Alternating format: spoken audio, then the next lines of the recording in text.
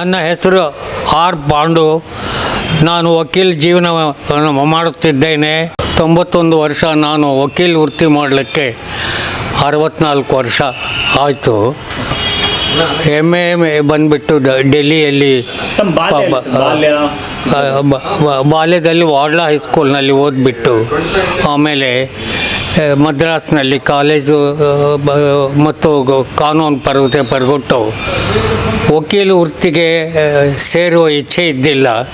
ಆದ ಕಾರಣ ನಾನು MA ಇನ್ ಪಬ್ಲಿಕ್ ಅಡ್ಮಿನಿಸ್ಟ್ರೇಷನ್ ಅಂಥೇಳಿ ಸ್ಕೂಲ್ ಆಫ್ ಪಬ್ಲಿಕ್ ಅಡ್ಮಿನಿಸ್ಟ್ರೇಷನಲ್ಲಿ ಡೆಲ್ಲಿಯಲ್ಲಿ ಮಾಡಿಬಿಟ್ಟು 1.5 ವರ್ಷ ನಾಗ್ಪುರ್ನಲ್ಲಿ ಲೆಕ್ಚರರ್ ಆಗಿ ಕೆಲಸ ಮಾಡ್ತಾಯಿದ್ದೆ. ಆಮೇಲೆ ನಮ್ಮ ತಂದೆ ತಾಯಿಯವರ ನಾನು ಜೋರ್ಜುಲ್ಮೆ ಅಂತ ಹೇಳೋದಿಲ್ಲ, ಅವರ ಅನುಕೂಲಕ್ಕಾಗಿ, ಅವರ ಪ್ರೀತಿಯ ವಿಶ್ವಾಸಕ್ಕಾಗಿ ನಾನು ಈ ವಕೀಲ ವೃತ್ತಿಯನ್ನು ಆರಂಭಿಸಬೇಕಾಗಿತ್ತು. 1960ರಲ್ಲಿ ನಾನು ವಕೀಲ ವೃತ್ತಿಯಾಗಿದ್ದೆ. ಮೊದಲು ನಾನು ನಮ್ಮ ತಂದೆಯವರ ಹತ್ರನೂ ಜೂನಿಯರ್ ಆಗಿದ್ದೆ. ಮುಂಚೆಗೆ ನಾನು ಬರೀ ಕ್ರಿಮಿನಲ್ ಕೇಸಸ್ ಮಟ್ಟಿಗೆ ಮಾಡ್ತಾಯಿದ್ದೆ. ಆಮೇಲೆ ಅದು ವಿರುದ್ಧವಾಗಿ ಬರೀ ನಮ್ಮ ತಂದೆಯವರು ತೀರ್ಕೊಂಡ ಮೇಲೆ ಬರೀ ಸಿವಿಲ್ ಕೇಸಸ್ಸು ಮತ್ತು ಕೆಲವು ಇಂಪಾರ್ಟೆಂಟ್ ಕ್ರಿಮಿನಲ್ ಕೇಸಸ್ಸು ಮಾಡಲಿಕ್ಕೆ ಶುರು ಮಾಡಿದೆ. ಇನ್ನೂ ಹೆಚ್ಚಿಗೆ ಸುಧಾರಣೆ ಆಗಬೇಕು. ಬರೀ ವಕೀಲರಿಂದ ತಡೆ ಆಗುತ್ತದೆ ಅಂತಲ್ಲ, ವಕೀಲರಿಗೂ ಕೂಡ ಇದಕ್ಕೆ ಬೇಗ ಅಗತ್ಯವಾಗಿ ಇತ್ಯರ್ಥವಾಗಲು ಸಹಕಾರ ಮಾಡಬೇಕು. ಮತ್ತು ಅದೇ ರೀತಿ ಹೆಚ್ಚಿಗೆ ಸಂಖ್ಯೆಯಲ್ಲಿ ಕೋರ್ಟ್ಗಳನ್ನು ನೇಮಿಸಬೇಕು. ಮತ್ತು ಈ ನಮ್ಮ ಪ್ರೊಸೀಜರ್ ಕೋಡ್ಗಳನ್ನು ಕೂಡ ಸ್ವಲ್ಪ ಚೇಂಜ್ ಮಾಡಿಬಿಟ್ಟು ಒಂದು ಮೊಕದ್ದಮೆ 2 ವರ್ಷ 3 ವರ್ಷದಲ್ಲಿ ಇತ್ಯರ್ಥವಾಗುವಂತ ನೋಡಿಕೊಂಡ್ರೆ ಜನಗಳಿಗೂ ಕೂಡ ಒಂದು ಕೋರ್ಟಿನಲ್ಲಿ ವಿಶ್ವಾಸ ಇರುತ್ತದೆ. ಕೋರ್ಟಿನಲ್ಲಿ ವಿಶ್ವಾಸ ಹೋಯ್ತು ಅಂತಂದರೆ ಯಾವುದೋ ರೌಡಿಗಳ ಮೂಲಕ ತಮ್ಮ ಹಕ್ಕುಗಳನ್ನು ಬಾಧ್ಯತೆಗಳನ್ನು ಚಲಾಯಿಸಿ ನೋಡ್ಕೊಳ್ತಿದ್ದಾರೆ. ಬಳ್ಳಾರಿಯಲ್ಲಿ ಕಾಲೇಜಿನಲ್ಲಿ ಮುಂಚೆ ನಾವು ಓದಬೇಕಾದ್ರೆ ಬರೀ ಇಂಟರ್ಮೀಡಿಯೇಟ್ವರೆಗೂ ಇತ್ತು, ಡಿಗ್ರಿ ಕಾಲೇಜ್ಗಳು ಇರಲಿಲ್ಲ, ಲಾ ಕಾಲೇಜು ಇರಲಿಲ್ಲ. ಆದ ಕಾರಣ ನಾವೆಲ್ಲ ಅನಂತಪುರಗೂ ಮತ್ತು ಬೇರೆ ಮದ್ರಾಸ್ನಲ್ಲಿ ಹೆಚ್ಚಿಗೆ, ಯಾಕಂದರೆ ನಮ್ಮ ತಂದೆ ಓದಿದ್ದು ಎಲ್ಲ ಮದ್ರಾಸ್ನಲ್ಲಿ. ನಮ್ಮ ತಂದೆ ಬಂದುಬಿಟ್ಟು ಮದ್ರಾಸ್ನಲ್ಲಿ 25 ವರ್ಷ ರೈಲ್ವೇಸ್ನಲ್ಲಿ ಕೆಲಸ ಮಾಡ್ತಾಯಿದ್ದರು. ಅದರ ಮದ್ರಾಸ್ನಲ್ಲೇ ಕೆಲಸ ಮಾಡ್ತಾಯಿದ್ದರು. ಆದ ಕಾರಣ ನಮ್ಮ ತಂದೆಗೆ ಮದ್ರಾಸ್ ಅಂದರೆ ಅಷ್ಟು ಪ್ರೀತಿ ಇತ್ತು. ಆದ ಕಾರಣ ನನ್ನ ಓದ್ಲಿಕ್ಕೆ ಕೂಡ ಮದ್ರಾಸ್ಗೆ ಕೊಟ್ಟು ಕಳಿಸಿದರು. ಅವ್ರ ತಾತ ಅವರು ರೈಲ್ವೇಸ್ನಲ್ಲಿ ಇದು ಚೀಫ್ ಪಾರ್ಸಲ್ ಕ್ಲರ್ಕ್ ಆಗಿ ಮಾಡ್ತಾಯಿದ್ದರು. ಸುಬ್ಬಣಾಚಾರ್ಯ ಅಂತಂತ ಕೇಸ್ನಲ್ಲಿ ಯಾವಾಗಲೂ ಒಂದು ಇದು ಇರುತ್ತದೆ. ಸಿವಿಲ್ ಕೇಸ್ನಲ್ಲಿ ಏನಪ್ಪ ಅಂತಂತಂದರೆ ನಮ್ಮ ಹಕ್ಕುಗಳು ಯಾವುದೇ ಪತ್ರದ ಮೂಲಕ ಅಂದರೆ ದಾಖಲೆಗಳ ಮೂಲಕ ಹೆಚ್ಚಿಗೆ ಅನುಕೂಲ ಆಗಿರಬೇಕು. ಆಗಿದ್ದರೆ ಮಟ್ಟಿಗೆ ಗೆಲ್ತೀವಿ. ಇಲ್ಲದೇ ಇದ್ದರೆ ಕ್ರಿಮಿನಲ್ ಕೇಸ್ನಲ್ಲಿ ಬರೀ ಮೌಖಿಕ ಸಾಕ್ಷ್ಯಗಳು ಹೆಚ್ಚಿಗೆ ಇರುತ್ತದೆ. ಆದರೆ ಸಿವಿಲ್ ಕೇಸ್ನಲ್ಲಿ ಹಾಗಲ್ಲ. ಸಿವಿಲ್ ಕೇಸ್ನಲ್ಲಿ ಹಕ್ಕುಗಳು ದೃಢಪಡಿಸಬೇಕಂದ್ರೆ ಆ ಹಕ್ಕುಗಳು ನಮೂದಿಸೋದಕ್ಕೆ ನಾವು ದಾಖಲೆಗಳ ಸಮೂಹ ಇದು ಮಾಡಬೇಕಾಗುತ್ತದೆ. ಸೊ ಅದರಿಂದ ಆ ಥರದ ಕೇಸು ಗೆಲ್ಲಲ್ಲ ಅಂತ ಹೇಳ್ತೀರ, ಹಂಗಾರೆ ಮಿಸ್ಯೂಸ್ ಮಾಡ್ಕೊಳ್ಳೋದು. ಆದ ಕಾರಣ ಸಿವಿಲ್ ಕೇಸ್ನಲ್ಲಿ ಅನೇಕ ಥರದ ಸಿವಿಲ್ ಕೇಸ್ಗಳು ಬರುತ್ತೆ. ವ್ಯಾಜ್ಯಗಳು ಏನಂತಂದರೆ ಸ್ಥಿರಾಸ್ತಿಗಳದ್ದು, ಆಮೇಲೆ ಕಾಂಟ್ರಾಕ್ಟ್ಗಳು, ಆಮೇಲೆ ಈಗ ಟಾರ್ಟ್ಸ್ ಅಂತೀವಿ. ಒಬ್ಬರು ಮಾನನಷ್ಟೇ ಮೊಕದ್ದಮೆ ಹಾಕ್ಬೋದು. ಆಮೇಲೆ ಇನ್ನು ಕೆಲವರು ಒಂದೊಂದು ಸಲ ಈಗ ಮೆಡಿಕಲ್ ನೆಗ್ಲಿಜೆನ್ಸ್ ಇದೆ. ಮೆಡಿಕಲ್ ನೆಗ್ಲಿಜೆನ್ಸ್ ಮೇಲೆ ಕೂಡ ಕೇಸಸ್ ಹಾಕ್ಬೋದು. ಆಮೇಲೆ ಈಗ ನಮ್ಮ ದೇಶದಲ್ಲಿ ಏನಾಗಿಬಿಟ್ಟಿದೆ ಅಂದರೆ ಫ್ರೀಡಮ್ ಆಫ್ ಸ್ಪೀಚ್ ತೆಕ್ಕೊಂಡು ಒಬ್ಬರನ್ನ ಪೊಲಿಟಿಕಲ್ ಅವರು ಇನ್ನೊಬ್ಬರು ಈ ಬಾಯಿಗೆ ಬಂದಂಥ ಬೈತಿರ್ತಾರೆ. ಆದ ಕಾರಣ ಇವನ್ನಕ್ಕೆಲ್ಲ ನೋಡಲಿಕ್ಕೆ ಮಾನನಷ್ಟೇ ಮೊಕದ್ದಮೆ, ಡೆಫಮೇಷನ್ ಕೇಸಸ್ಸು, ಅದು ಟಾರ್ಟ್ಸ್ನಲ್ಲಿ ಇಂಪಾರ್ಟೆಂಟು. ಟಾರ್ಟ್ಸ್ನಲ್ಲಿ ಏನಂತಂತಂದರೆ ಕೆಲವು ಸಲ ಒಬ್ಬರ ನಿರ್ಲಕ್ಷ್ಯತನದಿಂದ ನಮಗೆ ನಷ್ಟ ಆಗ್ಬೋದು. ನಮ್ಮ ಹಕ್ಕುಗಳನ್ನ ಸ್ಥಿರಪಡಿಸಲಿಕ್ಕೆ ಟಾರ್ಟ್ಸ್ ಕೇಸಸ್ನಲ್ಲಿ ಇನ್ನೂ ಹೆಚ್ಚಿಗೆ ಕೇಸ್ಗಳು ಹಾಕಿ ಅಭಿವೃದ್ಧಿ ಮಾಡಬೇಕಾಗಿದೆ. ಈಗ ಬರ್ತಕ್ಕಂಥ ಯಂಗ್ ಜನರೇಷನ್ ವಕೀಲರಿಗೆ ತಾವೇನು ಹೇಳಕ್ಕೆ ಇಷ್ಟಪಡ್ತಾರೆ? ಯಾವ ರೀತಿಯಾದ ಬದ್ಧತೆಯಿಂದ ಇರಬೇಕು ಸರ್ ವಕೀಲ ವೃತ್ತಿಯಲ್ಲಿ? ಯಾವುದು ಈಗ ಯೂತ್ ಬಹಳ ಜನ ವಕೀಲರು ಬರ್ತಾರೆ, ಹಾ. ಯಂಗ್ ವಕೀಲರಿಗೆ ಅವ್ರು ಏನಾದರೂ ನೀವು ಸಲಹೆ ಕೊಡೋದಾದ್ರೆ ಏನಂತ ಕೊಡ್ತಾರೆ? ಯಾವ ರೀತಿ ಅಲ್ಲ, ಯಾವುದ ಸಲಹೆ ಅಂತಂತಂದರೆ ಯಾವುದ ಈ ಕೆಲಸದಲ್ಲಿ ಕೂಡ ಶ್ರದ್ಧೆ ಇರಬೇಕು. ಒಬ್ಬ ಕಕ್ಷಿದಾರರು ಬಂದ ಕೂಡಲೇ ಅವನ ಕೇಸ್ ಕುರಿತು ಎಲ್ಲ ಸಕಲ ಇದು ಮಾಡಬೇಕು. ಆಮೇಲೆ ಮೊಟ್ಟ ಮೊದಲಾಗಿ ಫ್ಯಾಕ್ಟ್ಸ್ ಅಂತಂತಂದರೆ ಅವನದು ಏನೇನು ಇದು ಅಂತಂಬೋದೆಲ್ಲ ಸಂಗ್ರಹಿಸಿ ಮಾಡಿ ಅದಕ್ಕೆ ಸರಿಯಾದ ಕಾನೂನು ಏನಿದೆ ಅಂತಂಬೋದು ನೋಡಬೇಕು. ಅದು ಕಾನೂನು ಅವನಿಗೆ ಬರದಾಗಿದ್ದರೆ ನಾವು ಅವನಿಗೆ ಬರೋದಿಲ್ಲ ಅಂತ ಹೇಳಬೇಕು. ಇಲ್ದಾಗಿದ್ದರೆ ನಾವು ಕಾನೂನು ಚೇಂಜ್ ಮಾಡ್ಲಿಕ್ಕೆ ಆಗೋದಿಲ್ಲ. ಕಾನೂನಿಗೆ ಅನುಕೂಲಗಳಂತೆ ಅವನು ಹೇಳಿದ್ದನ್ನು ನಾವು ಸರಿಯಾಗಿ ಕಾನೂನು ಪ್ರಕಾರ ಬಂದುಬಿಟ್ಟು ಪರಿವರ್ತಿಸಿ ಕೇಸ್ ಹಾಕಬೇಕಾಗುತ್ತದೆ. ಕಾನೂನು ಗೊತ್ತಿಲ್ಲದ ಹಾಗೆ ನಾವು ನೋಡಿದ ಹಾಗೆ ಯಾವುದೇ ಕೇಸು ಇದು ಮಾಡಬಾರ್ದು. ಮತ್ತು ಜೂನಿಯರ್ಸ್ ಬಂದ ಕೂಡಲೇ ಅವರು ಸೀನಿಯರ್ ಆಫೀಸ್ನಲ್ಲಿ ಹೇಗೆ ಡ್ರಾಫ್ಟ್ ಮಾಡಬೇಕು, ಆಮೇಲೆ ಹೇಗೆ ಕ್ರಾಸ್ ಎಕ್ಸಾಮಿನ್, ಯಾಕಂತಂದರೆ ಡ್ರಾಫ್ಟಿಂಗ್ ಆಫ್ ದ ಪ್ಲೀಡಿಂಗ್ಸು, ಆಮೇಲೆ ಮತ್ತು ಕ್ರಾಸ್ ಎಕ್ಸಾಮಿನೇಷನು ಇದು ಬಂದು ಒಂದು ಆರ್ಟ್. ಈ ಆರ್ಟ್ನ ಬರೀ ಸುಮ್ಮನೆ ಎಲ್ರಿಗೂ ಬರೋದಿಲ್ಲ. ಅದನ್ನು ಕಲಿಯಬೇಕು ಮತ್ತು ಹೆಚ್ಚಿಗೆ ಶ್ರದ್ಧೆ ವಹಿಸಬೇಕು. ಅದರ ಮಟ್ಟಿಗೆ ಈ ವಕೀಲ ವೃತ್ತಿಯಲ್ಲಿ ಚೆನ್ನಾಗಿ ಅಭಿವೃದ್ಧಿ ಆಗಲಿಕ್ಕೆ ಸಾಧ್ಯ. ಬರೀ ಸುಮ್ಮನೆ ಕರೆ ಕೋಟ್ ಹಾಕ್ಕೊಂಡು ಕೋರ್ಟಿಗೆ ಹೋಗ್ಬಿಟ್ಟು ಕೂತ್ಕೊಂಡ್ರೆ ಏನು ಪ್ರಯೋಜನ ಇಲ್ಲ. ಹೆಚ್ಚಿಗೆ ಕಾನೂನು ಜರ್ನಲ್ಸ್ ಬರುತ್ತಲ್ಲ ಅದನ್ನೆಲ್ಲ ಓದಬೇಕು. ಆಮೇಲೆ ಹಿರಿಯ ವಕೀಲರು ಆರ್ಗ್ಯುಮೆಂಟ್ ಮಾಡೋದನ್ನು ಕೇಳಬೇಕು. ಮತ್ತು ಅವರು ಕ್ರಾಸ್ ಎಕ್ಸಾಮಿನ್ ಮಾಡೋದು, ಪಾರ್ಟಿ ಸವಾಲು ಮಾಡೋದು ಹೇಗೆ ಮಾಡ್ತಾರೆ ಅದನ್ನು ಕಲಿಬೇಕು. ಆಮೇಲೆ ಕೋರ್ಟಿನಲ್ಲಿ ಡೆಕರಮ್ ಹೇಗೆ ಮೇಂಟೈನ್ ಮಾಡಬೇಕು ಅಂತಬೋದು. ನನ್ನ ಪ್ರಕಾರ ಈ ವಕೀಲ ವೃತ್ತಿ ಹೇಗಪ್ಪ ಅಂತಂದರೆ ಒಂದು ದೊಡ್ಡ it is a very big sport. ಏಕಂತಂದರೆ ನಾವು ಎದುರವ್ರಿಗೆ ಕೂಡ ರೆಸ್ಪೆಕ್ಟ್ ಕೊಡಬೇಕು, ನ್ಯಾಯಾಲಯಕ್ಕೂ ರೆಸ್ಪೆಕ್ಟ್ ಕೊಡಬೇಕು. ಆಮೇಲೆ ಸಾಕ್ಷಿಗಳನ್ನ ಇಂಟೆಲಿಜೆಂಟಾಗಿ ಕ್ರಾಸ್ ಎಕ್ಸಾಮಿನ್ ಮಾಡಬೇಕು. ಇದಕ್ಕೆ ಸೈಕಾಲಜಿ ಇಂಪಾರ್ಟೆಂಟು. ನಾವು ಈ ಕ್ವಶನ್ ಕೇಳಿದರೆ ಅವನು ಈ ಉತ್ತರ ನಮಗೆ ಹೇಳ್ತಾನಂತೇಳಿ ನಾವು ಸುಮ್ಮನೆ ಏನೋ ಕೇಳಿ ನಮಗೆ ಎದುರು ಇದು ಮಾಡ್ಕೋಬಾರ್ದು. ಆದ ಕಾರಣಕ್ಕೆ ಪಾರ್ಟಿ ಸವಾಲು ಅಂಬೋದು ಒಂದು ಆರ್ಟು. ಆದ ಕಾರಣ ಈ ವಿಷಯದಲ್ಲಿ ಸೀನಿಯರ್ ಆಫೀಸ್ನಲ್ಲಿ ಕೆಲಸ ಮಾಡಿದೆ ಅದನ್ನು ನೋಡಿಕೊಂಡ್ರೆ ಮಟ್ಟಿಗೆ ಅವರಿಗೆ ಇದಾಗುತ್ತೆ. ಆದ ಕಾರಣ ನನ್ನ ಸಲಹೆ ಏನಂತಂದರೆ ಕಿರಿಯ ವಕೀಲರಿಗೆ ಶ್ರದ್ಧೆ ವಹಿಸಬೇಕು, ಕಾನೂನು ಜರ್ನಲ್ಸ್ ಓದಬೇಕು.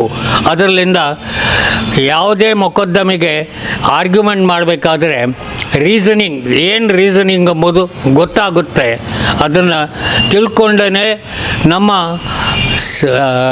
ಕೆಲವು ಸಿವಿಲ್ ಕೇಸಸ್ ಅಂದರೆ ದಿವಾಣಿ ಕೇಸಸ್ಗಳಲ್ಲಿ ನಮಗೆ ಪ್ಲೇಂಟ್ ಡ್ರಾಫ್ಟ್ ಮಾಡೋದಕ್ಕಾಗಲಿ ರಿಟರ್ನ್ ಸ್ಟೇಟ್ಮೆಂಟ್ ಡ್ರಾಫ್ಟ್ ಮಾಡೋದಕ್ಕಾಗಲಿ ಅನುಕೂಲ ಆಗುತ್ತದೆ. ಕೆಲವರು ಏನಂತಂದರೆ ಆಗಲೇ ಈ ವಕೀಲ ವೃತ್ತದಲ್ಲಿ ಸಾವಿರಾರು ಮಂದಿ ಇದ್ದಾರೆ, ಇದರಲ್ಲಿ ಏನು ಪ್ರಯೋಜನ ಇಲ್ಲ ಅಂತ ಹೇಳ್ತಾರೆ. ಆದರೆ ನಾನು ನಂಬೋದಿಲ್ಲ. ಈ ವಕೀಲ ವೃತ್ತಿ ಸರಿಯಾಗಿ ಮಾಡಿದರೆ ಇದರಲ್ಲಿ ಕೂಡ ನೀವು ಉನ್ನತಿ ಪಡಿಬೋದು, ನೀವು ಮೇಲ್ದರ್ಜೆ ಪಡಿಬೋದು. You can be a doyen of the society and be a big leader in advocacy.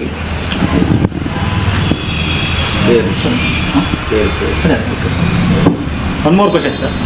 ಈಗ ವಕೀಲರ ವೃತ್ತಿಯ ಜೊತೆಗೆ ನೀವು ಕ್ರೀಡೆಯಲ್ಲಿ ಕೂಡ ಭಾಳ ಆಸಕ್ತಿ ವಹಿಸ್ತಾರೆ, ಟೆನ್ನಿಸ್, ಟೇಬಲ್ ಟೆನ್ನಿಸ್ ಅಂತ ಹೇಳ್ತಾರೆ. ಅದು ಹೇಗೆ ಸರ್ ನಿಮ್ಮ ಈಗಿರೋ ಫಿಟ್ನೆಸ್ಗೆ ಅದೇ ಕಾರಣನಾ ಹೆಂಗೆ?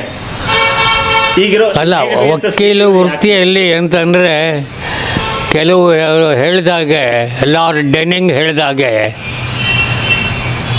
ಲ್ಯಾಂಗ್ವೇಜ್, ನಮ್ಮ ಸಾಹಿತ್ಯ ಅಂತೀವಲ್ಲ, ಲ್ಯಾಂಗ್ವೇಜ್ ಚೆನ್ನಾಗಲ್ಲ, ಕಮಾಂಡ್ ಓವರ್ ಲ್ಯಾಂಗ್ವೇಜ್ ಇರಬೇಕು. ಏಕೆಂದರೆ ಕಮಾಂಡ್ ಓವರ್ ಲ್ಯಾಂಗ್ವೇಜ್ ಇದ್ದರೆ ನಾವು ನ್ಯಾಯಾಧೀಶರನ್ನು ನಮ್ಮ ಆರ್ಗ್ಯುಮೆಂಟ್ಸ್ಲಿಂದ, ನಮ್ಮ ರೀಸನಿಂಗಿಂದ ನಮ್ಮ ಕೇಸನ್ನು ಬಲಪಡಿಸುವುದಕ್ಕೆ ಸಾಧ್ಯವಾಗ್ತದೆ. ಲ್ಯಾಂಗ್ವೇಜ್ ಸರಿಯಾಗಿಲ್ಲದಿದ್ದರೆ ಅಷ್ಟು ಇದಾಗುತ್ತೆ. ಆಮೇಲೆ ಎರಡನೇದಾಗಿ ನಮ್ಮ ಫ್ಯಾಕ್ಟ್ಸು ಮತ್ತು ಲಾ ಅಂತಂತ ಏನು ಹೇಳ್ತೀವಿ ಅದನ್ನು ಸರಿಯಾಗಿ ತಿಳ್ಕೊಂಡಿರಬೇಕು. Unless you namely codify or fructify your the facts and reasoning, then you can't succeed in any civil or criminal case. ನಿಮ್ಮ ಹೆಲ್ತ್ ಸೀಕ್ರೆಟ್ ಏನು ಸರ್? ಹಾಂ, ಹೆಲ್ತ್ ಸೀಕ್ರೆಟ್ ಏನು? ಆರೋಗ್ಯವಾಗಿದ್ದೀರಾ 92 ವರ್ಷದಲ್ಲಿ? ಏನು ಮಾಡ್ತೀರಾ, ಏನು ತಿಂತೀರಾ? ಅಲ್ಲ ನನ್ನ ಜೀವನದಲ್ಲಿ ಏನಪ್ಪ ಅಂತಂದರೆ, ನಾವು ಸರಿಯಾಗಿ ಕೆಲಸ ಮಾಡಬೇಕು. ರಿಸಲ್ಟ್ ಏನೇ ಆಗಲಿ ನಾನು ಯೋಚನೆ ಮಾಡೋದಿಲ್ಲ. ನಮ್ಮ ಜೀವನದಲ್ಲಿ ಏನು ಬರ್ತದೋ ಅದನ್ನು ಬಂದಿದ್ದನ್ನು ನಾವು ತಗೊಳ್ತೀವಿ. ನನಗೆ ಜೀವನದಲ್ಲಿ ಎದುರಾಯಿತು ಅಥವಾ ನನ್ನ ಕೇಸು ಎದುರಾಯ್ತು ಅಂತಂದರೆ ನಾನು ವ್ಯಥೆ ಪಡೋದಿಲ್ಲ. ಅಥವಾ ನನ್ನ ಕೇಸು ಗೆದ್ದಿತ್ತು ಅಂದರೆ ಹೆಚ್ಚಿಗೆ ಸಂತೋಷ ಪಡೋದಿಲ್ಲ. ನಮ್ಮ ಕರ್ತವ್ಯ ನಾವು ಮಾಡಬೇಕು. ಆಮೇಲೆ ಜೀವನದಲ್ಲಿ ಒಬ್ಬರಿಗೆ ಏನಪ್ಪ ಅಂತಂದರೆ ದ್ವೇಷ ಬಯಸಬಾರ್ದು. ನಮ್ಮ ಕೆಲಸ ನಾವು ಮಾಡ್ಕೋಬೇಕು, ಇನ್ನೊಬ್ಬರಿಗೆ ದ್ವೇಷ ಬಯಬಾರ್ದು. ನಮ್ಮ ಸಹಜ ಜೀವನ ಮಾಡ್ತಾ ಇದ್ದರೆ ಅದೇ ನನ್ನ ಜೀವನದಲ್ಲಿ ತೃಪ್ತಿ ಮತ್ತು ನನಗೆ ಇಷ್ಟು 91 ವರ್ಷ ಬಾಲಕ ಆರೋಗ್ಯದಿಂದ ಬಾಳಲಿಕ್ಕೆ ಸಹಕಾರಿಯಾಗಿದೆ ಅಂತ ಹೇಳ್ತೇನೆ. ಸ್ಪೆಷಲ್ ಏನಾದರೂ ಫುಡ್ ಏನಿಲ್ಲ, ಹೆಚ್ಚಿಗೆ ಮಸಾಲೆ ತಿನ್ನೋದಿಲ್ಲ. ಶಾಕಾಹಾರ ಮತ್ತು ಬ್ಲ್ಯಾಂಡ್ ಡಯಟ್ ಅಂತೀವಲ್ಲ, bland diet I take it. I go for walk in the morning for about 1 kilometer morning. Tennis ಇವಾಗಿಲ್ಲ, 65ನೇ ವರ್ಷದವರೆಗೂ ಟೆನ್ನಿಸ್ ಆಡ್ತಾ ಇದ್ದೆ. ಆಮೇಲೆ ನನ್ನ ಮಗನ ದೃಷ್ಟಿಯಿಂದ ನಾನು ಪ್ರಪಂಚ ಎಲ್ಲ ಸುತ್ತಾಡ್ಕೊಂಡು ಬಂದಿದ್ದೀನಿ. ಮೊಟ್ಟ ಮೊದಲನೇದಾಗಿ ಲಂಡನ್ಗೆ ಹೋದ ಕಾಲಕ್ಕೆ ಟೆನ್ನಿಸ್ನಲ್ಲಿ ವಿಂಬಲ್ಡನ್ ಕೋರ್ಟ್ ನೋಡ್ಬೇಕಂತ ಹೇಳಿ ಮೊದಲನೇಲಿಂದ ನನಗೆ ಇಚ್ಛಿತ್ತು. ಆದ ಕಾರಣ ವಿಂಬಲ್ಡನ್ ಕೋರ್ಟ್ ನೋಡ್ಕೊಂಡು ಬಂದೆ. ಅದು ಒಂದು ನನ್ನ ಇನ್ನೊಂದು ಅಪೇಕ್ಷೆ ಏನಿದ್ದಿದ್ದು ಅಂದರೆ ಕೇಂಬ್ರಿಡ್ಜ್ ಆ್ಯಂಡ್ ಆಕ್ಸ್ಫರ್ಡ್ ಯೂನಿವರ್ಸಿಟಿ, ಅಲ್ಲಿ ಹೋಗಿಬಿಟ್ಟು ನೋಡಿಕೊಂಡೆ. ಅದನ್ನು ನೋಡಿದ ಮೇಲೆ ನಮ್ಮ ಇಂಡಿಯಾ ದೇಶದಲ್ಲಿ ಕೂಡ ಅಂಥ ಯೂನಿವರ್ಸಿಟಿಯಲ್ಲಿ ಕೂಡ ಬರಬೇಕು ಎಂಬುದು ನನ್ನದು ಒಂದು ದೊಡ್ಡ ಆಸೆ ಅಂತ ಆಮೇಲೆ ಜರ್ಮನಿಯಲ್ಲಿ ಇರಬೇಕಾದ್ರೆ ನನ್ನ ಮಗ ಒಂದು ಹೀಡೆಲ್ಬರ್ಗ್ ಯೂನಿವರ್ಸಿಟಿಗೆ ಅಂತ ಹೇಳಿ ಕರ್ಕೊಂಡು ಹೋದರು. ಹೀಡೆಲ್ಬರ್ಗ್ ಯೂನಿವರ್ಸಿಟಿಗೆ ಹೋದರೆ ಅದೇ ಒಂದು ಊರು ಬರೀ ಎಲ್ಲ ಯೂನಿವರ್ಸಿಟಿಯಲ್ಲಿ ಮಟ್ಟಿಗಿದೆ. ಆ ಯೂನಿವರ್ಸಿಟಿಯಲ್ಲಿ 25 ಜನಕ್ಕೆ ನೋಬೆಲ್ ಪ್ರೈಸ್ ಬಂದಿದೆ. ಅದರಲ್ಲಿಂದ ನಮ್ಮ ದೇಶದಲ್ಲಿ ಕೂಡ ಅಂಥ ಯೂನಿವರ್ಸಿಟಿಗಳು ಕೂಡ ನಮಗೆ ಇನ್ನೇನು ಬೇಡ, ದೊಡ್ಡ ಐಷಾರಾಮಿ ಜೀವನ ಬೇಡ, ಅಂಥ ಯೂನಿವರ್ಸಿಟಿಗಳು ಸ್ಥಾಪನೆ ಮಾಡಿಬಿಟ್ಟು ಜನಗಳಿಗೆ ಉಪಯೋಗದಾಗದ್ರೆ ನನಗೆ ತುಂಬ ಸಂತೋಷ ಆಗುತ್ತದೆ. ಕೆಲವರು ಇದ್ದರು, ಅವ್ರನ್ನ ಸಮಾಜ ಎಲ್ಲ ಧಿಕ್ಕರಿಸಿಬಿಟ್ಟಿತ್ತು. ಆದ ಕಾರಣ ಅವ್ರನ್ನ ಬೇಲ್ ಮಾಡಲಿಕ್ಕಾಗಿ ಎಷ್ಟೋ ಕಾನೂನುಗಳು ತಂದಿದೆ.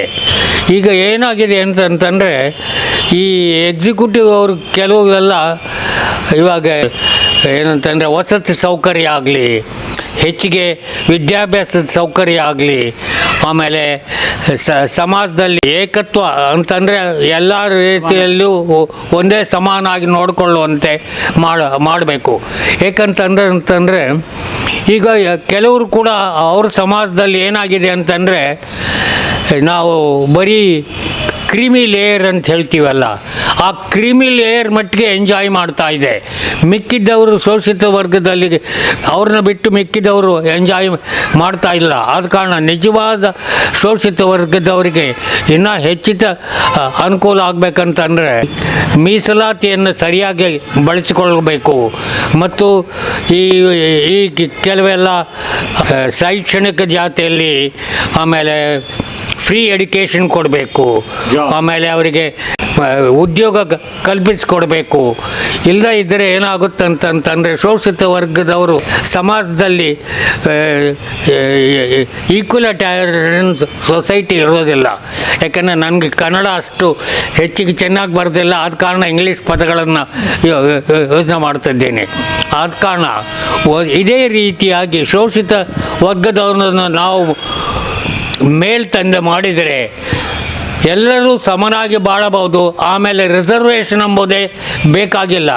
ನಮ್ಮ ಸಂವಿಧಾನದ ಪ್ರಕಾರ ಸೆಕ್ಯುಲರ್ ಆಮೇಲೆ ಸೋಷಲಿಸ್ಟ್ ಸ್ಟೇಟ್ ಅಂತಂಬುದನ್ನು ನಾವು ತರಬಹುದು. ಇಲ್ಲದ ಇತ್ತಂತಂದರೆ ಶೋಷಿತ ವರ್ಗದವರು ಹಾಗೇ ಉಳಿತಾರೆ, ಆಮೇಲೆ ಅಪ್ಪರ್ ಕ್ಲಾಸ್ನವರು ಹಾಗೇ ಎಳೀತಾ ಇರ್ತಾರೆ. ಆಮೇಲೆ ನಮ್ಮ ಡೈರೆಕ್ಟಿವ್ ಪ್ರಿನ್ಸಿಪಲ್ಸ್ನಲ್ಲಿ ಬರೆದಂಥದ್ದು ಏನು ಉಪಯೋಗನೇ ಆಗೋದಿಲ್ಲ. ನಾವು ಹಿಂದುಳಿದ ದೇಶನೇ ಹಾಗೆ ಉಳಿತೇವಾಗಲಿ. ನಮ್ಮ ದೇಶ ಮುಂದಾಗಬೇಕಂತಂತಂದರೆ ಎಲ್ಲ ವರ್ಗದವರು, ಬರೀ ದೊಡ್ಡವ್ರ ಮಟ್ಟಿಗೆಲ್ಲ ಎಲ್ಲ ವರ್ಗದವ್ರದ್ದು ಏಳಿಗೆ ಆದರ ಮಟ್ಟಿಗೆ ನಮ್ಮ ದೇಶ ಅಭಿವೃದ್ಧಿ ಆಗುತ್ತದೆ. ಆದ ಕಾರಣ ಈ ದಿಸೆಯಲ್ಲಿ ಕೇಂದ್ರ ಸರ್ಕಾರ, ರಾಜ್ಯ ಸರ್ಕಾರ ನೋಡ್ಕೊಳ್ಬೇಕು ಅಂತ ಹೇಳ್ತೀನಿ. ಅಸೋಸಿಯೇಷನ್ ಪ್ರೆಸಿಡೆಂಟ್ ಆಗಿದ್ದೆ 1993ರಲ್ಲಿ ಒಂದು, ಆಮೇಲೆ 2002ರಲ್ಲಿ ಆಗಿತ್ತು. ಏನೇನು ನೀವೇನಾದರೂ ಅಲ್ಲ, ಆಗಿನ ಕಾಲದಲ್ಲಿ ಲೈಬ್ರರಿ, ಈಗಿನ ವಿಚಾರ ಈ ಲೈಬ್ರರಿ ಇರಲಿಲ್ಲ. ಆಗಿನ ಕಾಲದಲ್ಲಿ ಈ ಲೈಬ್ರರಿ ಅಂತಿತ್ತು. ಆಮೇಲೆ ಇದೇ ರೀತಿಯಾಗಿ ಲೀಗಲ್ ಏಡ್ ಸರ್ವಿಸಸ್ಸು ಮಾಡಿದ್ವಿ. ಆವಾಗಲೇ ಲೀಗಲ್ ಏಡ್ ಸರ್ವಿಸಸ್ ಕೂಡ ಬಂತು. ಆಮೇಲೆ ಲೀಗಲ್ ಏಡ್ ಸರ್ವಿಸಸ್ ಕಡೆಯಿಂದ ಮತ್ತು ಅಧ್ಯಕ್ಷನಾಗಿ ಎಷ್ಟೋ ಗ್ರಾಮಗಳಿಗೆ ಹೋಗಿಬಿಟ್ಟು ಅಲ್ಲಿ ಗ್ರಾಮಸ್ಥರಿಗೆ ನಮ್ಮ ಮಹಿಳೆಯರ ಹಕ್ಕುಗಳೇನು, ಆಮೇಲೆ ಮಕ್ಕಳ ಹಕ್ಕುಗಳೇನು, ಮತ್ತು ಈ ಪರಿಶಿಷ್ಟ ಜಾಸ್ತಿ ಪರಿಶಿಷ್ಟ ಇವ್ರದ್ದು ಅವರ ಹಕ್ಕುಗಳನ್ನು ಏನೇನು ಎಂಬುದಕ್ಕೆಲ್ಲ ಸಭೆಗಳನ್ನು ಮಾಡಿ ಅವರ ಹಕ್ಕುಗಳನ್ನೆಲ್ಲ ವಿವರಿಸಿ, ಮತ್ತು ಕಾನೂನು ಬಗ್ಗೆ ಹೆಚ್ಚಿಗೆ ಕಾನೂನು ಈ ರೀತಿ ಮಾಡಿದರೆ ಇದಾಗುತ್ತೆ ಅಂತಂತೇಳಿ ಎಲ್ಲ ವಿವರಿಸಿ ಕಾನೂನು ತಿಳಿಸ್ಕೊಳ್ತು ಬಂದಿದ್ದೇವೆ. ನಾನು ಬಳ್ಳಾರಿ ವಕೀಲ ವೃತ್ತಿ ಮಾಡಿದ ಕಾಲಕ್ಕೆ ನಮ್ಮ ಬಳ್ಳಾರಿ ವಕೀಲರ ಸಂಘದಲ್ಲಿ ಬರೀ 50-60 ಜನ ಇದ್ವಿ. ಈಗ 1700 ಜನ ಆಗಿದ್ದಾರೆ. ಒಂದು ವಿಷಯ ಹೇಳಬೇಕಂತಂದರೆ, ನಾನು ವಕೀಲ ವೃತ್ತಿ ಸೇರಿದಾಗ ಈ ಸಿವಿಲ್ ಕೇಸಸ್ನಲ್ಲಿ ಬರೀ ಅವಾಗ ಏನಂತಂತಂದರೆ ಹಿಂದೂ ಲಾ, ಮುಸ್ಲಿಂ ಲಾ ಮತ್ತು ಪ್ರಾಮಿಸರ್ ನೋಟ್ ಕೇಸ್ಗಳು ಮತ್ತು ಟ್ರಾನ್ಸ್ಫರ್ ಪ್ರಾಪರ್ಟಿ ಆ್ಯಕ್ಟ್ ಕೇಸ್ಗಳು ಹೆಚ್ಚಿಗೆ ಇರ್ತಿತ್ತು. ಟಾರ್ಟ್ಸ್ ಕೇಸ್ಗಳು ಇರ್ತಿರಲಿಲ್ಲ. ಆಗ ಈ ಮೋಟರ್ ವೆಹಿಕಲ್ಸ್ ಟ್ಯಾಕ್ಸ್ ಕೇಸಸ್ಸು ಇರ್ತಿದ್ದಿಲ್ಲ, ಅಟ್ರಾಸಿಟೀಸ್ ಕೇಸಸ್ಸು ಇರ್ತಿರಲಿಲ್ಲ. ಆಮೇಲೆ ಈ ಪಾಸ್ಕೋ ಆ್ಯಕ್ಟ್ ಕೇಸಸ್ಸು ಇರ್ತಿರಲಿಲ್ಲ. ಆಮೇಲೆ ಅದರಿಂದ ಮೊಕದ್ದಮೆಗಳು ಕೂಡ ಕಡಿಮೆ ಇದ್ದವು. ಈಗ ಹೊಸ ಕಾನೂನುಗಳು ಬಂದಿರೋದ್ರಿಂದ ಹೆಚ್ಚಿಗೆ ಈ ಮೋಟರ್ ವೆಹಿಕಲ್ಸ್ ಕಾನೂನು ಬಂದಿರೋದ್ರಿಂದ ಆಕ್ಸಿಡೆಂಟ್ ಕೇಸಸ್ಸು ಸುಮಾರು ನಮ್ಮ ಕೋರ್ಟ್ನಲ್ಲಿ 1000 ಕೇಸ್ಗಳ ಮೇಲೆ ಬೀಳ್ತಾ ಇವೆ. ಅದು ಆಮೇಲೆ ಈ ಅಟ್ರಾಸಿಟೀಸ್ ಕೇಸ್ ಕೂಡ ಹೆಚ್ಚಿಗೆ ಆಗ್ತಾ ಇದೆ. ಪಾಸ್ಕೋ ಆ್ಯಕ್ಟ್ ಕೇಸ್ ಕೂಡ ಹೆಚ್ಚಿಗೆ ಆಗ್ತಾ ಇದ್ದಾವೆ. ಆಮೇಲೆ ನಾನು ಮುಂಚೆ ಹೇಳಿದ ಹಾಗೆ ಟಾರ್ಟ್ಸ್ ಕೇಸಸ್ ಕಡಿಮೆ ಆಗ್ತಾ ಇದೆ. ಆಮೇಲೆ ಕೆಲವು ಈಗ ಪ್ರಾಮಿಸರಿ ನೋಟ್ ಕೇಸ್ಗಳು ಬ್ಯಾಂಕ್ ಕೇಸ್ಗಳು ಕಡಿಮೆ ಆಗಿ ಹೋಗ್ಬಿಟ್ಟಿದೆ. ಏಕೆ ಅಂತಂತಂದರೆ ಪ್ರಾಮಿಸರ್ ಈ ಸೆಕ್ಯೂರಿಟೈಸೇಷನ್ ಆ್ಯಕ್ಟ್ ಬಂದಾಗಲಿಂದ ಬ್ಯಾಂಕ್ನವ್ರು ಹಾಕಿದ ಕೇಸಸ್ಗಳು ಕೂಡ ಕಡಿಮೆ ಆಗ್ತಾಯಿದೆ. ಅವರು ಸೆಕ್ಯೂರಿಟೈಸೇಷನ್ ಆ್ಯಕ್ಟ್ ಕೆಳಗೆ ವಸೂಲು ಮಾಡ್ಕೋತಾ ಇದ್ದಾರೆ. ಆದರೆ ಕೆಲವು ಈ ಪಬ್ಲಿಕ್ ಇಂಟ್ರೆಸ್ಟ್ ಲಿಟಿಗೇಷನ್ ಇನ್ನೂ ಹೆಚ್ಚಿಗೆ ಆಗಬೇಕಾಗಿದೆ. ಟಾಟ್ಸ್ನಲ್ಲಿ ಏನಂತಂದರೆ ನಮ್ಮ ರಸ್ತೆಗಳು ಸರಿಯಾಗಿಲ್ಲ, ಆಮೇಲೆ ನಮಗೆ ಕೆಲವೆಲ್ಲ ಹಕ್ಕುಗಳು ಇದ್ದರೂ ಕೂಡ ಸರಿಯಾಗಿ ನೋಡ್ತಾ ಇಲ್ಲ. ಈ ವಿಷಯದಲ್ಲಿ ನಾವು ಪಬ್ಲಿಕ್ ಇಂಟ್ರೆಸ್ಟ್ ಲಿಟಿಗೇಷನ್ನು ಮತ್ತು ಈ ಸಿಟಿ ಮುನ್ಸಿಪಾಲ್ಟಿ ಮೇಲಾಗಲಿ ಅಥವಾ ಸರ್ಕಾರದ ಮೇಲಾಗಲಿ ನಾವು ಕೇಸ್ಗಳನ್ನು ಹಾಕಿ ನಾವು ಹೆಚ್ಚಿಗೆ ಅನುಕೂಲಗಳನ್ನು ಪಡಿತಾ ಇಲ್ಲ. ಆದ ಕಾರಣ ಏಕೆಂದರೆ ನಮ್ಮಲ್ಲಿ ನೋಡಬೇಕು ರಸ್ತೆಗಳು ಹೇಗಿವೆ, ಚರಂಡಿಗಳು ಹೇಗಿವೆ, ಆಮೇಲೆ ನಮ್ಮ ವಾಯು ಮಾಲಿನ್ಯ ಹೇಗಿದೆ ನೋಡಬೇಕು. ಒಂದು ಎಷ್ಟು ಇದಾಗುತ್ತೆ ಅಂತಂದರೆ ಸರಿಯಾದ ವಾಯು ಮಾಲಿನ್ಯ ಇರೋದಿಲ್ಲ. There is so much of pollution. ಆದ ಕಾರಣ ಈ ವಿಷಯದಲ್ಲೆಲ್ಲ ಜನ ಜಾಗೃತಿ ಹೊಂದಿ ಪಬ್ಲಿಕ್ ಇಂಟ್ರೆಸ್ಟ್ ಲಿಟಿಗೇಷನ್ ಹೆಚ್ಚಿಗೆ ಮಾಡಬೇಕು ಅಂತ ಹೇಳ್ತಿದ್ದೆ.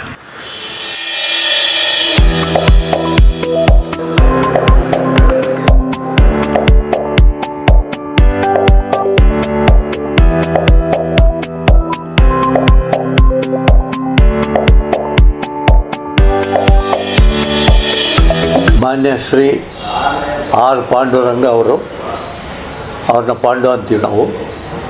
ಅವರು ಅಡ್ವೊಕೇಟ್ ಆಗಿ ಬಳ್ಳಾರಿಯಲ್ಲಿ ಭಾಳ ಸೇವೆ ಮಾಡಿದ್ದಾರೆ. ಅವರು ಉನ್ನತ ಮಟ್ಟಕ್ಕೆ ಬಳ್ಳಾರಿ ಡಿಸ್ಟಿಕ್ ಬಾರ್ ಅಸೋಸಿಯೇಷನ್ನ ಅಧ್ಯಕ್ಷರು ಕೂಡ ಆಗಿದ್ದರು. ಒಬ್ಬ ಒಳ್ಳೆಯ ಟೆನ್ನಿಸ್ ಪ್ಲೇಯರ್ ಆಗಿದ್ದರು. ಆ ಎಕ್ಸೈಸು, ಆ ಟೆನ್ನಿಸು, ಆ ದೇಹ ಇರೋದಕ್ಕೋಸ್ಕರ ಇವತ್ತು ಆರೋಗ್ಯವಾಗಿರೋದಕ್ಕೆ ಅದು ಒಂದು ಕಾರಣ ಕೂಡ ಆಗ್ಬೋದು. ಯಾವ ಬಡವರು ಕೇಳೋ ನಾವು ಪಾಂಡು ತಗೋತೀವಪ್ಪ, ಅವ್ರ ಕೆಲಸ ಗೆಲ್ಲಿಸ್ಕೊಡ್ತಾರಂತ ಒಂದು ವಿಶ್ವಾಸ ಜನರಲ್ಲಿ ಮೂಡಿತ್ತು. ಅವರು ಸಂತೋಷವಾಗಿದ್ದಾರೆ. ಅವರು 100 ವರ್ಷ ಬಾಳಲಿ ನಮ್ಮ ಜೊತೆಗೆ ಇರಲಿ ಎಂಬುದು ನಮ್ಮೆಲ್ಲರ ಆಸೆ, ಹಾರೈಸ್ತೀವಿ. ಆರ್ ಪಾಂಡೆಯವರು ಅವರು ಯಾವ ಅನ್ಯಾಯಕ್ಕಾಗಲಿ ಯಾವಕ್ಕಾಗಲಿ ಯಾವತ್ತೂ ಬೆಂಬಲ ಕೊಡ್ತಾ ಇದ್ದಿಲ್ಲ. ಅವ್ರು ನ್ಯಾಯಯುತವಾಗಿ ಕ್ಲೈಂಟ್ಗಳಿಗೆ ನ್ಯಾಯ ಒದಗಿಸಿಕೊಡೋದ್ರಾಗೆ ಅವರು ಹೋರಾಟ ಮಾಡ್ತಿದ್ದಾರೆ ಹೊರತು ಈ ಇತ್ತೀಚೆಗೆ ನಡೆದಂಥ ಈ ವಕೀಲರ ಅಡ್ಜಸ್ಟ್ಮೆಂಟ್ ಆಗಲಿ ಅವಾಗಲೇ ಅವ್ರ ಜೀವನದಲ್ಲಿ ಯಾವತ್ತೂ ಅವ್ರು ಮಾಡಿಲ್ಲ. ಅವರು ಇದ್ದಷ್ಟು ದಿವಸ ಬಾರ್ ಕೌನ್ಸಿಲ್ನಾಗೂ ಅವ್ರು ಒಳ್ಳೆಯ ಹೆಸರಿತ್ತು. ಅಂಥವ್ರು ಇನ್ನೂ ಹೆಚ್ಚಿನ ರೀತಿಯಾಗಿರ್ಬೇಕು. ಅವ್ರ ಸೇವೆಯನ್ನು ಈಗಿರುವಂಥ ಜೂನಿಯರ್ ಲಾಯರ್ಗಳು ಅವ್ರನ್ನ ಅನುಸರಿಸಿ ಹಾಗೂ ಹೋಗುಗಳನ್ನು ಅವರಿಂದ ಕಲ್ತ್ಕೋಬೇಕಂತ ನನ್ನ ಆಸೆ. ಆರ್ ಪಾಂಡು ಅವರು ಭಾಳಷ್ಟು ಈ ಭಾಗದಲ್ಲಿ, ಅಂದರೆ ವಿಶೇಷವಾಗಿ ನಮ್ಮ ಕಲ್ಯಾಣ ಕರ್ನಾಟಕ ಭಾಗದಲ್ಲಿ ಒಂದು ಪ್ರಸಿದ್ಧವಾದಂಥ ಅವರು ವಕೀಲರಾಗಿದ್ದರು. ಈ ದೇಶದಲ್ಲಿ ಅನೇಕ ಮಂದಿ ವಕೀಲರನ್ನ, ಲಾಯರ್ಗಳು ನೋಡಿದಂಥ ಟೈಮಲ್ಲಿ ನಮ್ಮಲ್ಲಿ ಕಲ್ಯಾಣ ಕರ್ನಾಟಕ ಭಾಗದಲ್ಲಿ ಕೂಡ ನಮ್ಮ ಏನು ಆರ್ ಪಾಂಡು ಅವ್ರನ್ನ ಕೂಡ ಆ ಸಾಲಿನಲ್ಲಿ ನೋಡಬೇಕಾಗುತ್ತೆ. ಹಂಗಾಗಿ ಸುಮಾರಾಗಿ ಅವ್ರಿಗೆ 82 ವರ್ಷ ಇದೆ. ಆದರೂ ಕೂಡ ಇವತ್ತು ಕೂಡ ಓದಂಥ ಟೈಮಲ್ಲಿ ಅವ್ರ ತಾಳ್ಮೆ ನೋಡ್ರಿ, ಅವ್ರ ಪೇಷನ್ಸ್ ನೋಡ್ರಿ. ಓದಂಥವ್ರಿಗೆ ಗೌರವವನ್ನು ಕೊಡ್ತಾರೆ. ಓದಂಥವ್ರಿಗೆ ಗೌರವವನ್ನು ಕೊಡೋದ್ರ ಜೊತೆಲಿ ಅವರು ಯಾವುದು ಕೆಲಸದ ಮೇಲೆ ಬಂದಿದ್ದಾರೆ, ಯಾವ ಕೇಸ್ ಮೇಲೆ ಬಂದಿದ್ದಾರೆ, ಅದ್ರ ಬಗ್ಗೆ ರೊಕ್ಕ ಬಗ್ಗೆ ಯೋಚನೆಯೇ ಮಾಡೋಕ್ಕೋಗಲ್ಲ. ಅವ್ರಿಗೇನು ಉದ್ದೇಶ ಏನು, ಸೇವೆ ಮಾಡಬೇಕು. ಅವ್ರಿಗೆ ಯಾರನ್ನ ಬಂದಂಥ ಕಕ್ಷಿದಾರಿಗೆ ಅವ್ರಿಗೆ ನ್ಯಾಯ ಸಿಗಬೇಕು. ಆ ನ್ಯಾಯ ಸಿಗಬೇಕು ಅನ್ನೋಂಥ ಕಾರಣದಿಂದ ಅವ್ರು ಎಲ್ಲ ರೀತಿಯಲ್ಲೂ ಕೂಡ ಇವತ್ತಿನ ತನಕ ಕೂಡ ಒಂದು ಒಳ್ಳೆಯ ಈ ಕಲ್ಯಾಣ ಕರ್ನಾಟಕ ಭಾಗದಲ್ಲಿ ಬಳ್ಳಾರಿನ ಹಿಡ್ಕೊಂಡು ಈ ಕಲ್ಯಾಣ ಕರ್ನಾಟಕ ಭಾಗದಲ್ಲಿ ಒಳ್ಳೆಯ ಹೆಸರನ್ನು ಕೂಡ ಮಾಡಿದ್ದಾರೆ. ಹಾಗಾಗಿ ಭಗವಂತನಲ್ಲಿ ನಾನು ಪ್ರಾರ್ಥನೆ ಮಾಡ್ತೀನಿ, ಅವರು ಇನ್ನೂ 100 ವರ್ಷಗಳ ಕಾಲ ಬದುಕಲಿ, ಅವರು 100 ವರ್ಷಗಳ ಕಾಲ ಆಯುಷನ್ನು ತುಂಬಲಿ ಭಗವಂತ. ಜೊತೆಲಿ ಅವರು ಮಾಡಿದಂಥ ಒಳ್ಳೆ ಕೆಲಸಗಳು, ಅವ್ರು ಮಾಡಿದಂಥ ಸೇವೆ, ಅವ್ರು ಯಾವ ರೀತಿಯಲ್ಲಿ ಕಕ್ಷಿದಾರಿಗೆ ಗೌರವವನ್ನು ಕೊಡೋಂಥ ಕೆಲಸ ಮಾಡಿದ್ದಾರೆ, ಯಾವ ರೀತಿಯಲ್ಲಿ ಅವ್ರಿಗೆಲ್ಲ ಬಂದಂಥ ಜನರಿಗೆ ಅವರು ರೊಕ್ಕನ್ನು ನೋಡಲಾರ್ದಂತೆ, ಜೋಬನ್ನು ನೋಡಲಾರ್ದಂತೆ ಅವ್ರು ಯಾವ ರೀತಿಯಲ್ಲಿ ನ್ಯಾಯವನ್ನು ಕೊಡಿಸಿದಾರೋ ಆ ರೀತಿ ಮುಂದಿನ ಈ ಹೊಸದಾಗಿ ಲಾಯರ್ಗಳು ಏನು ಬರ್ತಾ ಇದ್ದಾರೋ ಅವ್ರಿಗೆ ಒಂದು ರೀತಿ ಅವ್ರಿಗೆ ಆ ಎಲ್ಲ ವಿಚಾರಗಳನ್ನು ಅಳವಡಿಸ್ಕೊಳ್ಳಿ. ಬಳ್ಳಾರಿ ಪ್ರಖ್ಯಾತ ನ್ಯಾಯವಾದಿಗಳಾದಂಥ ಆರ್ ಪಾಂಡು ಅವ್ರಿಗೆ 83 ವರ್ಷ ತುಂಬಿದ್ರು ಕೂಡ ಇವತ್ತು ಕೂಡ ಯುವಜನರು ನಾಚುವಂತೆ ಅವರು ಊರುಗಳು ಹೋಗಿ ಬೇರೆ ಬೇರೆ ಕೋರ್ಟಲ್ಲಿ ಇವತ್ತು ಕೂಡ ಅವರು ತಮ್ಮ ವಕೀಲ ವೃತ್ತಿಯನ್ನು ಮುಂದುವರಿಸ್ಕೊಂಡು ಹೋಗ್ತಾರೆ. ಅವರು ಈಗಿನ ಪೀಳಿಗೆಗೆ ಭಾಳ ಆದರ್ಶವಂತರು. ಇಷ್ಟು ವರ್ಷಗಳಾದರೂ ಕೂಡ ತಮ್ಮ ವಕೀಲಿ ವೃತ್ತಿನಲ್ಲಿ ಯಾವುದೇ ವಿಧವಾದಂಥ ಒಂದು ಒಳ ಒಪ್ಪಂದಗಳಿಲ್ದಂಗೆ ತಮ್ಮ ಕಕ್ಷಿದಾರರ ಹಿತವನ್ನೇ ಮುಕ್ತವಾಗಿ ಅವರು ಆರ್ಗ್ಯುಮೆಂಟ್ ಮಾಡ್ತಾ ಭಾಳಷ್ಟು ಮಂದಿಗೆ ತಮ್ಮ ಕಕ್ಷಿದಾರರಿಗೆ ಅವರು ನ್ಯಾಯ ಒದಗಿಸಿಕೊಡೋದ್ರಲ್ಲಿ ಸಫಲರಾಗಿದ್ದಾರೆ.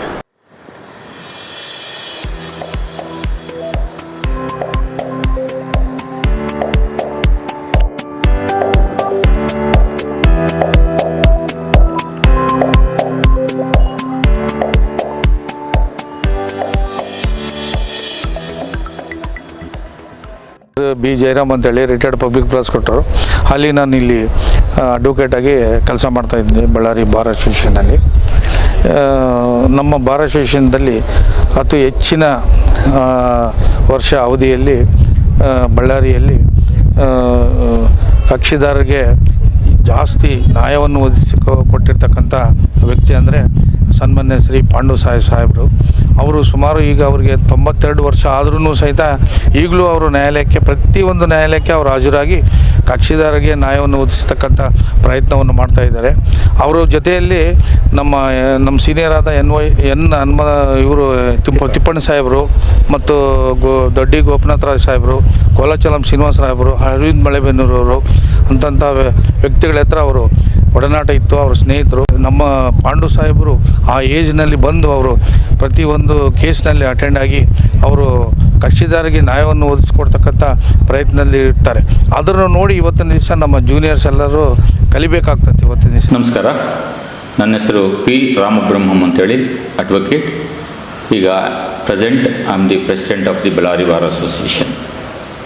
ನಾನು 1995ರಲ್ಲಿ ವಕೀಲನಾಗಿ ನನ್ನ ವೃತ್ತಿಯನ್ನು ಆರಂಭಿಸಿದ್ದೀನಿ. 1995ರಿಂದ ಮಾನ್ಯ ಶ್ರೀ ಹಿರಿಯ ವಕೀಲರಾದಂತಹ ರಾಯಚೂರು ಪಾಂಡು ಅವರನ್ನು ನಾನು ನೋಡ್ತಾ ಇದ್ದೀನಿ. ಅವರನ್ನು ಹತ್ತಿರದಿಂದ ನಾನು 1995ರಿಂದ ಇವತ್ತಿನವರೆಗೂ ನೋಡ್ತಾ ಇದ್ದೀನಿ. ಅವರ ಈಗಾಗಲೇ ಸುಮಾರು 60 ವರ್ಷ ಮೇಲ್ಪಟ್ಟು ಅವರು ತಮ್ಮ ಪ್ರಾಕ್ಟೀಸನ್ನು ಮಾಡಿದ್ದಾರೆ. ನನ್ನ ಅನುಭವದಲ್ಲಿ ಸಾರನ್ನು ಹತ್ತಿರದಿಂದ ನೋಡಿದ್ದೀನಿ. ತುಂಬ ಪ್ರಭಾವವಾಗಿ ಆರ್ಗ್ಯುಮೆಂಟನ್ನು ಮಾಡ್ತಾರೆ ಕೋರ್ಟಲ್ಲಿ. ಅದೇ ರೀತಿ ಅವರು ಬಹಳ ಸೌಮ್ಯವಾಗಿ ಯಾರ ಹತ್ರನೂ ಕನ್ಫ್ರಂಟ್ ಮಾಡ್ಕೊಳ್ಳೋದಾಗಲಿ, ಮತ್ತು ಜಗಳ ಆಡೋದಾಗಲಿ, ಅಥವಾ ಗಂಟು ಮುಖ ಹಾಕೊಳ್ಳೋದಾಗಲಿ, ಬೇರೆಯವ್ರ ಹತ್ರ ಏನೋ ಆರ್ಗ್ಯುಮೆಂಟ್ ಮಾಡೋದಾಗಲಿ ಏನೂ ಮಾಡಲ್ಲ. ಅವರು ನಾನು ನೋಡ್ತಾ ಇದ್ದಾಗಲಿಂದ ದೇವ್ರ ದಯದಿಂದ ಅವರ ಆರೋಗ್ಯವಂತರೂ ಇದ್ದಾರೆ. ಈಗಲೂ ಕೂಡ 92 ವರ್ಷ ವಯಸ್ಸಲ್ಲಿ ಸಹ ಅವರು ನಮಗಂತೂ ಹೆಚ್ಚಿನ ಹುಮ್ಮಸ್ಸಿನಿಂದ ವೃತ್ತಿಯನ್ನು ಮಾಡ್ತಾ ಇದ್ದಾರೆ ಅಂತಂದ್ರೆ ಅದು ದೇವರ ಅದೃಷ್ಟ. ಅವರಿಗೆ ದೇವರು ಆರೋಗ್ಯನೂ ಕೊಟ್ಟಿದ್ದಾರೆ. ಇನ್ನೂ ಅವರು ಮುಂದೆ ಪ್ರಾಕ್ಟೀಸ್ ಮಾಡಬೇಕು. ದೇವರು ಅವರಿಗೆ ಆರೋಗ್ಯ ಆಯುಷ್ಯ ಕೊಡಬೇಕು ಅಂತ ನಾನು ಕೇಳ್ಕೊತೀನಿ. R Pandu advocate. ಅವರು 82ಅಲ್ಲಿ ನಮಗೆ ಲೆಕ್ಚರರ್ ಆಗಿದ್ದರು. ಟ್ರಾನ್ಸ್ಫರ್ ಆಫ್ ಪ್ರಾಪರ್ಟಿ ಆ್ಯಕ್ಟ್ ಬಗ್ಗೆ ಅದ್ರ ಬಗ್ಗೆ ಎಲ್ಲ ಹೇಳಿದ್ದಾರೆ. ಅವರು ನೇತೃತ್ವದಲ್ಲಿ ತುಂಬ ಜನ ಸ್ಟೂಡೆಂಟ್ಸ್ಗೆಲ್ಲ ಈ ಕಾನೂನು ಬಗ್ಗೆ ಎಲ್ಲ ತುಂಬ ತಿಳುವಳಿಕೆ ಎಲ್ಲ ಕೊಟ್ಟಿದ್ದಾರೆ. ಹಾಗೆ ಅವರು ಆಫೀಸ್ನಲ್ಲಿ 30 to 40 ಜೂನಿಯರ್ಸ್ ಎಲ್ಲ ಈ ದಿನ ಅವರು ಇಂಡಿಪೆಂಡೆಂಟಾಗಿ ಅವ್ರ ಕಾಲ ಮೇಲೆ ಅವ್ರು ನಿಂತು ಪ್ರಾಕ್ಟೀಸ್ ಮಾಡೋಷ್ಟು ಒಂದು ಶಕ್ತಿ ಕೊಟ್ಟಿದ್ದಾರೆ ಸರ್ ಅವರು. ಈ is very simple and very knowledgeable person. ತುಂಬ ಸಮಾಧಾನವಾಗಿ ಕೋರ್ಟಲ್ಲಾಗಲಿ ಅಥವಾ ಎಲ್ಲ ಜೂನಿಯರ್ಸ್ಗಾಗಲಿ ಎಲ್ಲ ಗೈಡೆನ್ಸು ಎಲ್ಲ ಕೊಡ್ತಾರೆ.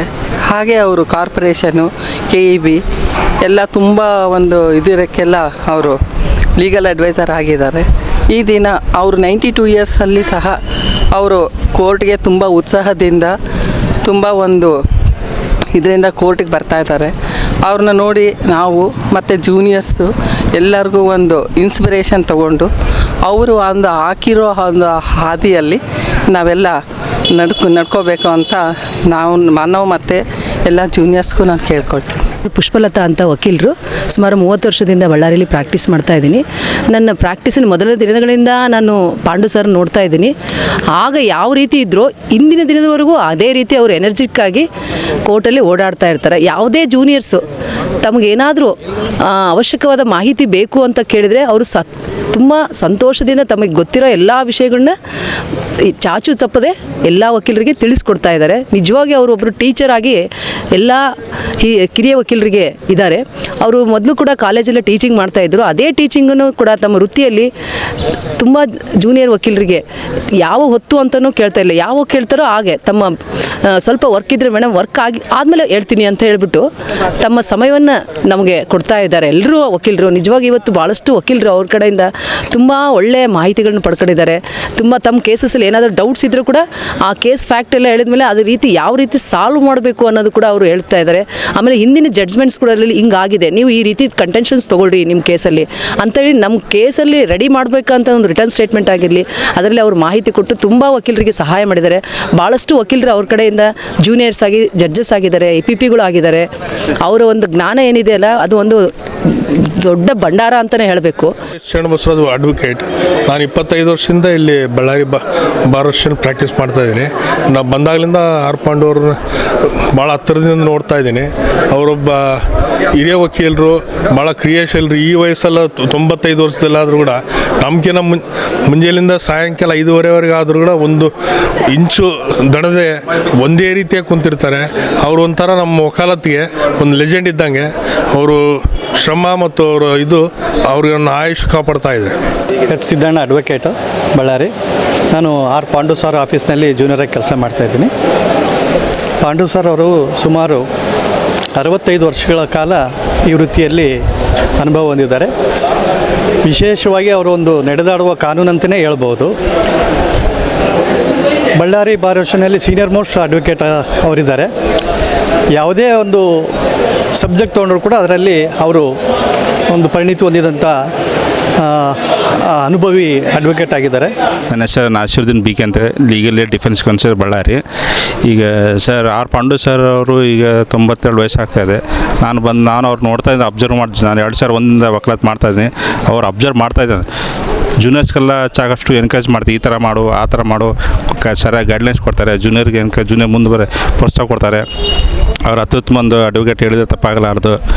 ಈಗ ಅವರು ಸಾಕಷ್ಟು ಜೂನಿಯರ್ಸ್ಗಳಿದ್ದಾರೆ. ಈಗ ಕೆಲವರು ಹೈಕೋರ್ಟ್ನಲ್ಲಿ ಪ್ರಾಕ್ಟೀಸ್ ಮಾಡ್ತಾಯಿದ್ದಾರೆ. ಒಂದು ಹಿರಿಯರ್ ವಕೀಲರಾಗಿ ಜೂನಿಯರ್ಗೆ ಉತ್ತಮ ರೀತಿಯ ಮಾರ್ಗದರ್ಶನ ನೀಡ್ತಾರೆ. ಅವರು ಇವತ್ತೇ 92 ವಯಸ್ಸು ಆಗಿದೆ. ಇನ್ನೂ ಅವರು 100 ವರ್ಷ ಆಯುಷ್ಯ ತುಂಬಲಿ ಅಂತ ನಾನು ದೇವರಲ್ಲಿ ಪ್ರಾರ್ಥನೆ ಮಾಡುತ್ತೇನೆ. ವೀರೇಶ್ ಅಂತೇಳಿ, ನಾನು ಬಳ್ಳಾರಿ ವಕೀಲರ ಸಂಘದ ಸದಸ್ಯನಾಗಿ 2003ರಲ್ಲಿ ಜಾಯ್ನ್ ಆಗಿರ್ತೀನಿ. ಬಳ್ಳಾರಿ ನ್ಯಾಯಾಲಯದ ಸಂಕೀರ್ಣದಲ್ಲಿ ನಾನು ವೃತ್ತಿಯನ್ನು ಆರಂಭಿಸಿರ್ತೇನೆ. ಈ ಬಳ್ಳಾರಿ ವಕೀಲರ ಸಂಘದ ಅತ್ಯಂತ ಹಿರಿಯ ವಕೀಲರಾದಂಥ ಪಾಂಡು ಸಾರ್ ಅವರು ಸುಮಾರು ಈಗ 92 ವರ್ಷ ವಯಸ್ಸು. ಆದರೂ ಸಹ ಅವರು ವೃತ್ತಿಯಲ್ಲಿ ಇವತ್ತಿಗೂ ಸಹ ಅವರು ಉತ್ಸಾಹ ಕುಂದಿರುವುದಿಲ್ಲ. ಅವರು ವೃತ್ತಿ ಪ್ರಾವೀಣ್ಯತೆ ಸಾಕಷ್ಟು ಸಿವಿಲ್ ನ್ಯಾಯಾಲಯದಲ್ಲಿ ಸಿವಿಲ್ ಪ್ರಕರಣಗಳಲ್ಲಿ ಜಾಸ್ತಿ ಅವರು ತಮ್ಮನ್ನು ತಾವು ತೊಡಗಿಸ್ಕೊಂಡಿರ್ತಾರೆ. ಅಲ್ಲದೆ ಎಲ್ಲ ಪ್ರಕರಣಗಳಲ್ಲಿಯೂ ಸಹ ಅವರು ಪ್ರಾವೀಣ್ಯತೆಯನ್ನು ಹೊಂದಿರ್ತಾರೆ. ಹಾಗೂ ಅವರು ತಮ್ಮ ಕಚೇರಿಯಲ್ಲಿ ಸಾಕಷ್ಟು ಕಿರಿಯ ವಕೀಲರು ಸಹ ಪ್ರಾಕ್ಟೀಸ್ ಮಾಡಿ ಅವರಂತೆಯೇ ಸಹ ಅವರು ಸಹ ಈ ವೃತ್ತಿಯಲ್ಲಿ ಮುಂದುವರೆದಿರ್ತಾರೆ. ಹಾಗೂ ಅವರ ಒಂದು ಮಾರ್ಗದರ್ಶನ ಮತ್ತು ಸಲಹೆ ಮೇರೆಗೆ ಇಂದಿಗೂ ಸಹ ನನ್ನಂತೆ ಸಾಕಷ್ಟು ವಕೀಲರು ಸಹ ಇಲ್ಲಿ ವೃತ್ತಿಯಲ್ಲಿ ತೊಡಗಿಸ್ಕೊಂಡಿರ್ತಾರೆ. ಅವರೆಲ್ಲ ನಮಗೆ ಮಾರ್ಗದರ್ಶನ ಹಾಗೂ ಆದರ್ಶ ಅಂತೇಳಲು ನಾನು ಬಯಸುತ್ತೇನೆ. ನಿಜವಾಗ್ಲೂ ಅವರು ಇವತ್ತಿಗೂ ಸಹ ಅವರು ಉತ್ಸಾಹ ಕುಂದಿಲ್ಲ, ಕಳೆಗುಂದಿಲ್ಲ. ಈಗಲೂ ಸಹ ಅವರು ಎಲ್ಲ ನ್ಯಾಯಾಲಯಗಳಲ್ಲಿ ಎಲ್ಲ ಪ್ರಕರಣಗಳಲ್ಲೂ ಸಹ ಭಾಗವಹಿಸಿ ಅವರು ತಮ್ಮ ಪ್ರಕರಣಗಳಲ್ಲಿ ಕಾರ್ಯೋನ್ಮುಖರಾಗಿರ್ತಾರೆ ಅಂತ ಹೇಳಲು ಇಚ್ಛಿಸುತ್ತೇನೆ. ನಮ್ಮ ಹೆಸರು TK ಕಾಮೇಶ್ ಅಂತೇಳಿ, ವಕೀಲರು. ಈಗ ನಾನು ಕಂಡಂತೆ ಹಿರಿಯ ವಕೀಲರು ಶ್ರೀ ಆರ್ ಪಾಂಡು ಸರ್ ಅವರು ಭಾಳಷ್ಟು ಪ್ರಕರಣಗಳಲ್ಲಿ ಎಷ್ಟೇ ಕಿರಿಯ ವಕೀಲರು ತಮ್ಮ ಕಚೇರಿಯಲ್ಲಿದ್ದರೂ ಕೂಡ ನೇರವಾಗಿ ಸಕಾಲಕ್ಕೆ ಕೋರ್ಟ್ 11 ಗಂಟೆಗೆ ಪ್ರಾರಂಭ ಆದರೂ ಕೂಡ 10ವರೆಗೇ ನ್ಯಾಯಾಲಯದಲ್ಲಿ ಭಾಗವಹಿಸಿ ಯಾವುದೇ ಪ್ರಕರಣವನ್ನು ಅದು ಚಿಕ್ಕದು ದೊಡ್ಡದು ಅನ್ನುವಂಥ ವ್ಯತ್ಯಾಸ ಇಲ್ಲದೇ ನೇರವಾಗಿ ಒಂದು ಸಣ್ಣ ಬಗ್ಗೆ ಒಂದು ಅಪ್ಲಿಕೇಶನ್ ಹಾಕುವಂಥ ಸಂದರ್ಭ ಇದ್ದರೂ ಕೂಡ ತಾವೇ ಮುತುವರ್ಜಿ ವಹಿಸಿ ಮುಂದೆ ನಿಂತು ನ್ಯಾಯಾಲಯದಲ್ಲಿ ಪ್ರಕರಣವನ್ನು ನಡೆಸ್ತಕ್ಕಂಥ ಈ ಇಳಿ ವಯಸ್ಸಿನಲ್ಲಿ ಸುಮಾರು 90 ವರ್ಷ ದಾಟಿದರೂ ಕೂಡ ಒಬ್ಬ ಯುವ ವಕೀಲರಂತೆ ಅವರು ಕಾರ್ಯನಿರ್ವಹಿಸ್ತಕ್ಕಂಥದ್ದು ನಮ್ಮ ಎಲ್ಲ ಯುವ ವಕೀಲರಿಗೂ ಮತ್ತು ಇತರೆ ವಕೀಲರಿಗೂ ಆದರ್ಶಪ್ರಾಯ. ಅವರನ್ನು ನೋಡಿ ನಾವು ಕಲಿಯುವಂಥದ್ದು ಭಾಳಷ್ಟು ಇದೆ.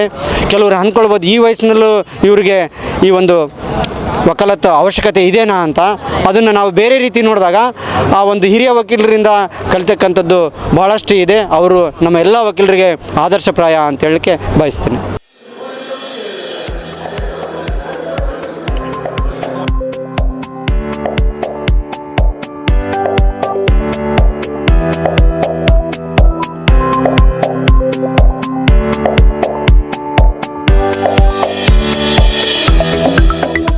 ಬಳ್ಳಾರಿಯ ನಿರಂತರ ಸುದ್ದಿಗಾಗಿ ಬಳ್ಳಾರಿ ಬೆಳಗಾಯಿತು ಚಾನೆಲ್ನ ಸಬ್ಸ್ಕ್ರೈಬ್ ಮಾಡಿ ಹಾಗೂ ಬೆಲ್ ಐಕಾನ್ ಒತ್ತಿ.